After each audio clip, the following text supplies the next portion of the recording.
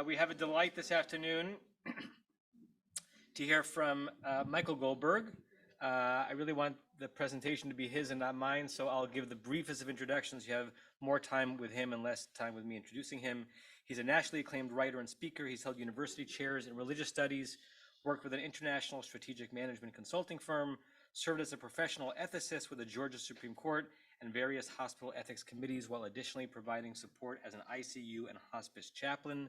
Amongst his other books are Jews and Christians Getting Our Story Straight, Why Should Jews Survive, and Raising Spirits. And his newest book is a novel called Zieglitz's Blessing, and is here to share with us from and about that book and some of the other studies and research. Michael, it's our honor to have you with us today.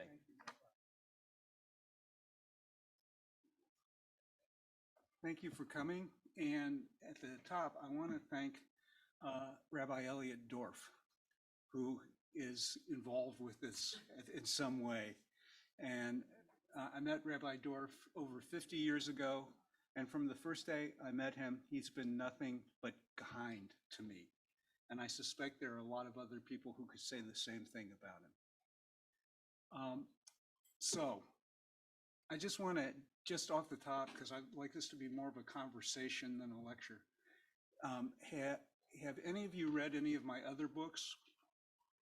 Can I just see hands? Okay. Have any of you read this book? Not yet. Okay. So. Excuse me, could you be just a little louder or closer to the microphone? How's that? Thank you. It's like the voice from God. Speak up, Moses. Okay. I will speak louder. So I once went to a book event by the novelist Isabel Allende, and she told this story. She said she was going to her dentist for a routine checkup. And at one point, the dentist said to her, you know, when I retire, I think I'm going to become a writer. And Allende said to him, you know, when I retire, I think I'm going to become a dentist. And what she's getting at is there's no such thing as good writing. There's only good rewriting that comes through practice and practice and practice. So I've been writing books for over 45 years. And there's a kind of an arc to this one. All of my nonfiction books, and the ones about theology, are about the importance of certain kinds of stories for our lives. I've called them master stories because they are these overarching communal stories that frame our existence, in which a community says, this is where we've come from, this is who we are, this is how you fit, and this is what your role in life is supposed to be. So for Jews, that's the Exodus from Egypt. Okay, that is the seminal story that frames us. For Christians, it's the crucifixion and resurrection of Jesus.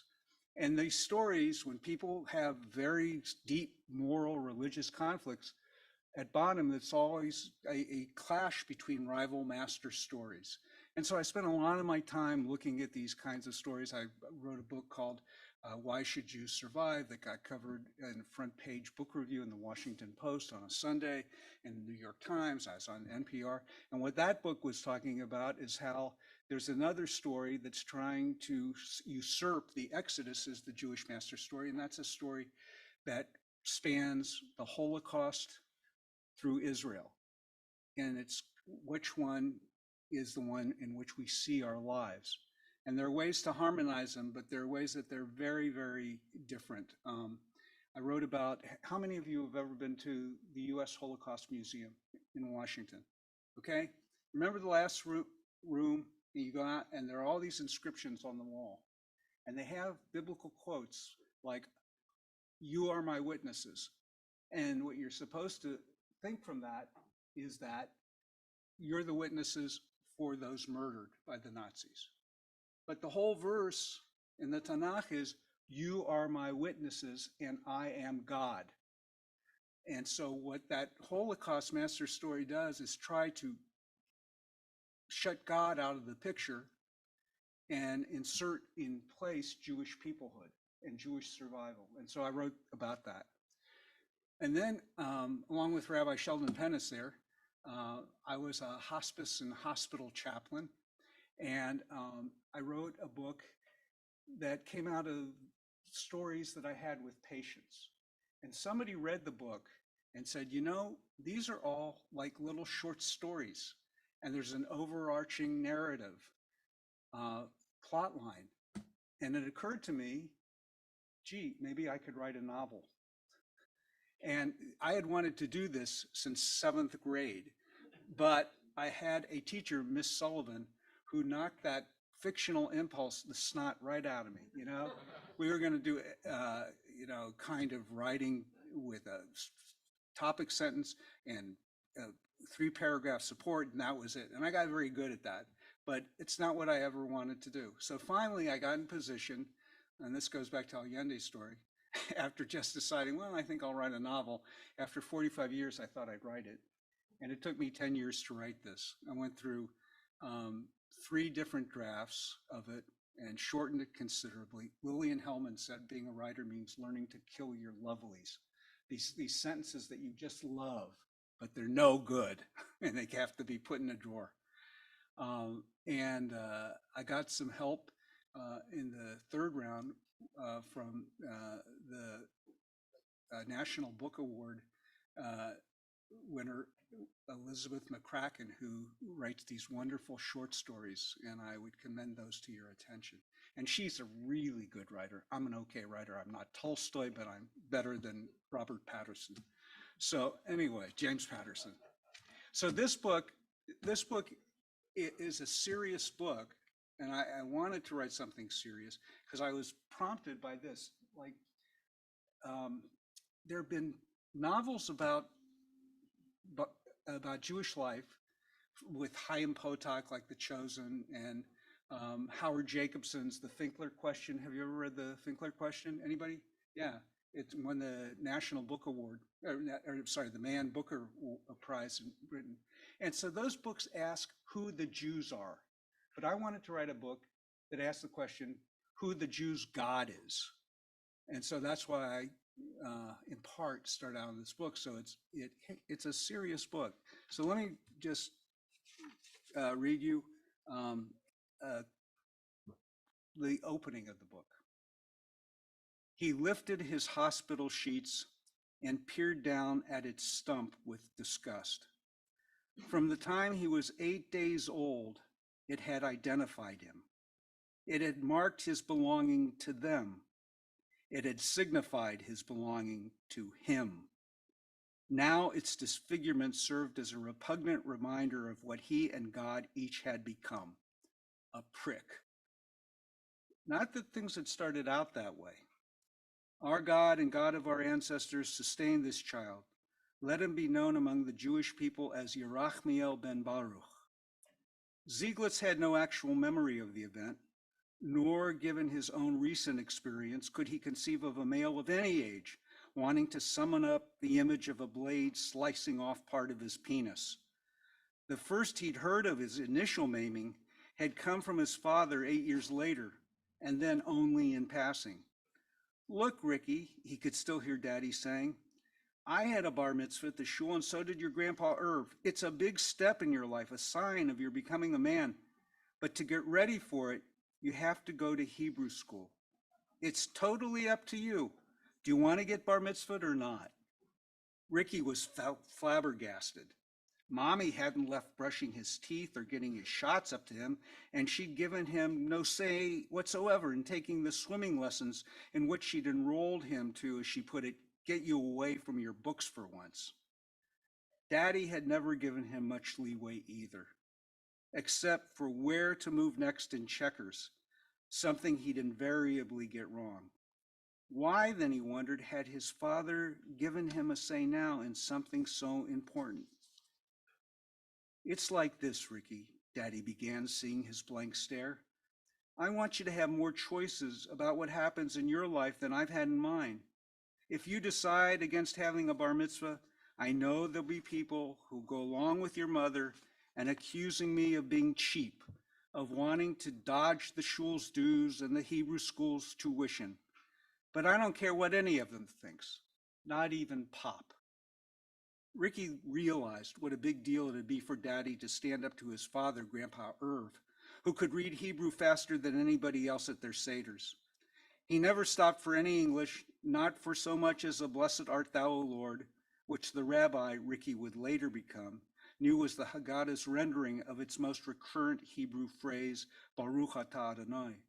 The way Grandpa Irv whizzed through those words, they sounded like broke auto adenoid. I guess it all boils down to this, pal, Daddy said, placing his hands on Ricky's shoulders. Do you want a bar mitzvah? Are you willing to go to Hebrew school to have one?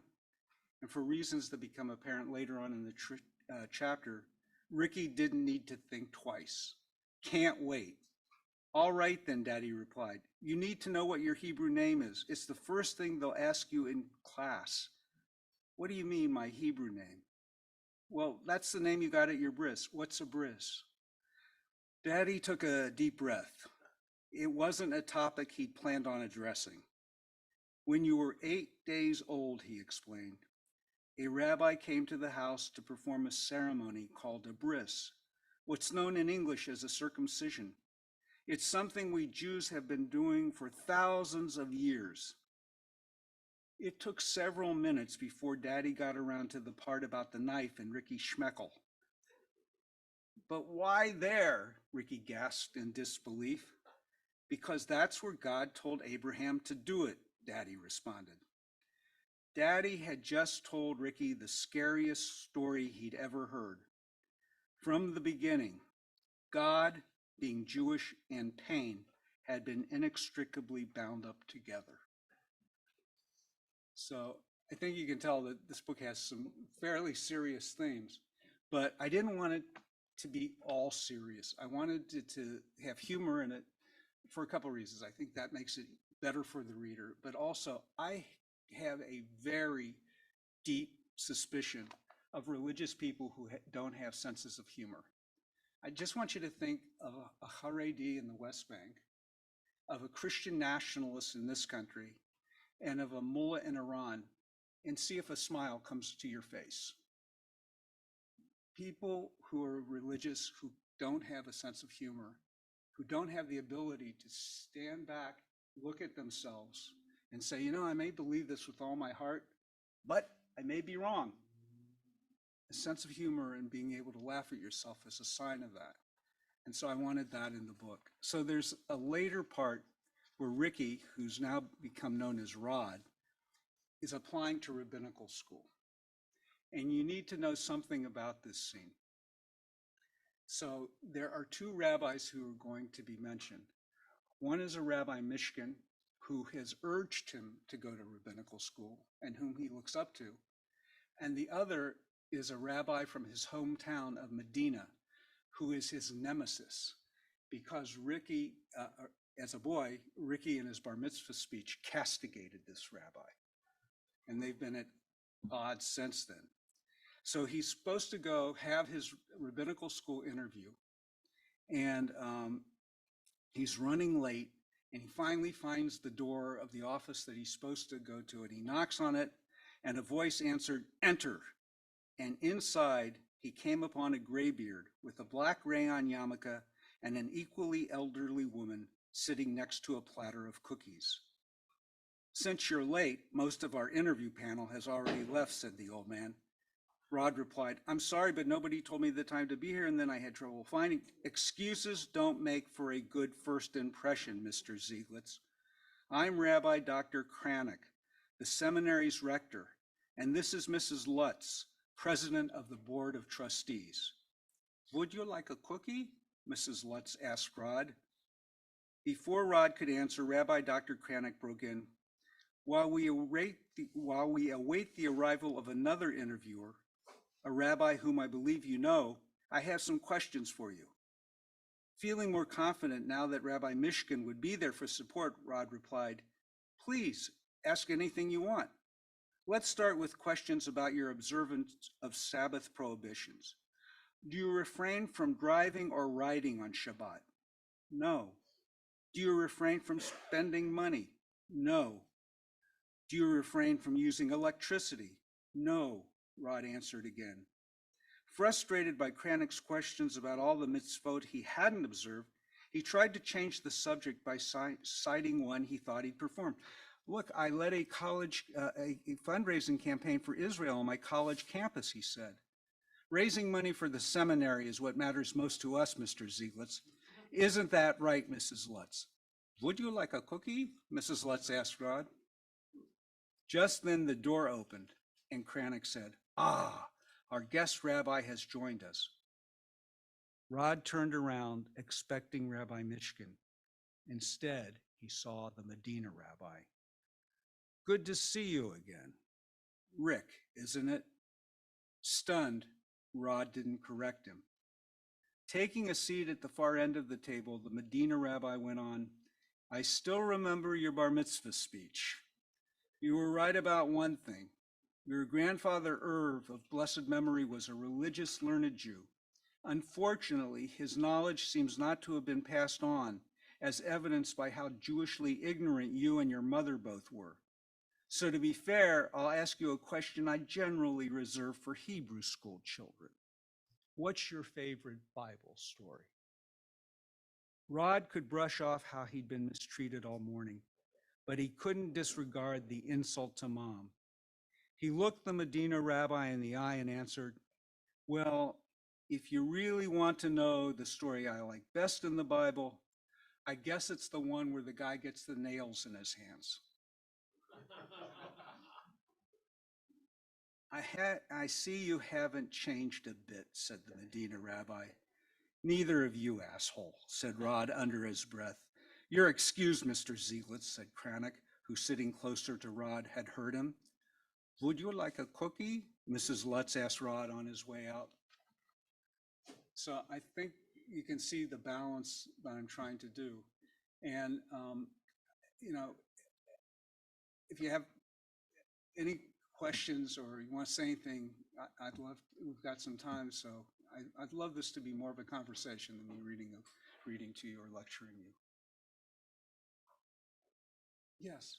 So it seems to me, based on your readings, that humor actually is a very big component. I would suggest, Bob Watson and Howard Jacobson, Shlomo Auslander. Yeah.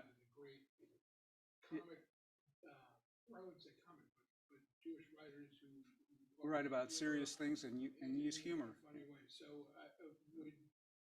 did any of those or others have influence on your style, or is it?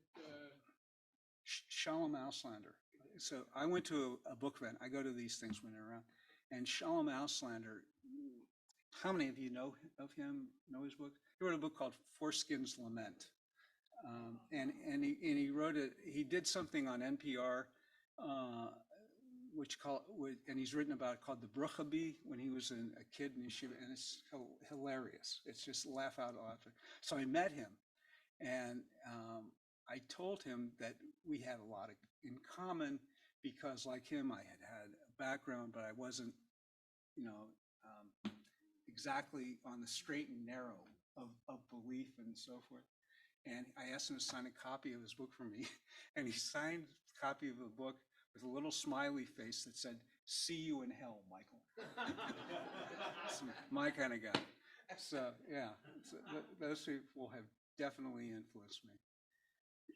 Sheldon and I once heard Chaim Potok speak to our class in Jerusalem, and somebody asked him, and I guess this is the sign if you're a really good writer, somebody asked him, "If your books are so good, how come they haven't been made into movies?" And one of his books was actually, but Chosen. But yeah, it's an interesting thing to try to hit both those notes. And there are things that struck me as funny, and I circulate them to readers whom I trust, and they said, "This is not funny. It's just boring." And so, what can you do? Do you know the Ricky Gervais story? So, a Holocaust survivor dies and goes to meet God. And God says, tell me, whatever you want. And the Holocaust survivor tells God a Holocaust joke. And God doesn't laugh. And the Holocaust survivor says, well, I guess you had to be there. That is the most theological joke I know. And that is told by an atheist. So yeah, things of Jewish meaning and depth can be found in all kinds of places if you're willing to go look for them. But I did not want to write a just so story. And when I was a kid in 7th grade, before Mrs. Sullivan, I used to write O. Henry stories where, you have the trick ending and then work backwards. And when I was writing this book, it was important to me that I wrote a book where I didn't know what was going to come next, because that's what makes a story a story. At any point, it makes sense to say, what happens next? With a nonfiction book, I mean, I had these plotted out and I knew the end and the middle and the beginning, but I didn't know that working on this book. So, it's a process, and that's why it took me so long, I think, in part to write it. This is your first fiction book? Yeah. I think it's my last one too. It's harder to write fiction than nonfiction. It's harder to get dialogue that actually sounds like real people talking, that different people are talking, that men and women are different. And somebody, lest you do this, the books, Rabbi Schatz has some of the books, and after Ma'ariv, I'd be glad to sign them. But some people say, and they always want to ask this from authors, is this from your real life? Is this from your own life? Which is like the most boring question you can ask an author. And I would just go to that great sage Mort Saul, who said, when he was telling stories, it's all true, but some of it is actual. Yeah. So some of it's actual, but it's all true. And God bless the writer. yeah. Strike that writer. Absolutely. Without writer, we wouldn't have anything. We wouldn't have music. We wouldn't have plays. We wouldn't have shows that we like. We wouldn't have books. Yeah. We wouldn't have stories. We wouldn't have stories. Yeah. We'd have oral storytellers whose work would be lost. Right. So, is there anything anybody else wants to say or ask? Well, yes, sir. How did your book change? I mean, you started from the beginning to the end. How did that So for example, the first draft of this was 522 pages. The current draft is 208. So it changed a lot.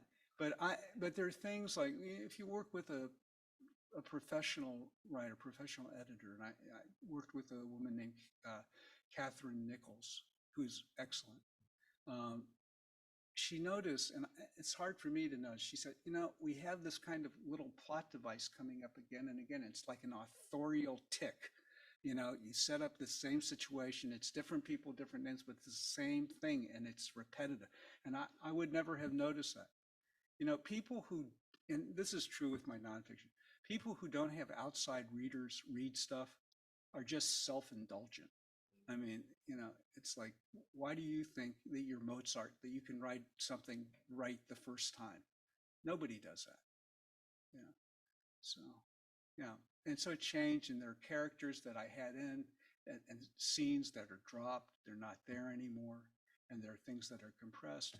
And things, even with, when you work, this originally had 22 chapters, now it has 19, like the Rambam. And that's just coincidental. But in working over a long plot over several years to write something, there were plot holes or things that I put in that made no sense. And it's like I read this stuff, and each chapter I would write myself before sending it out or anything 20 times, and that's the wonder of word processors. But I obsess over it, and I still get it wrong. So you need other readers.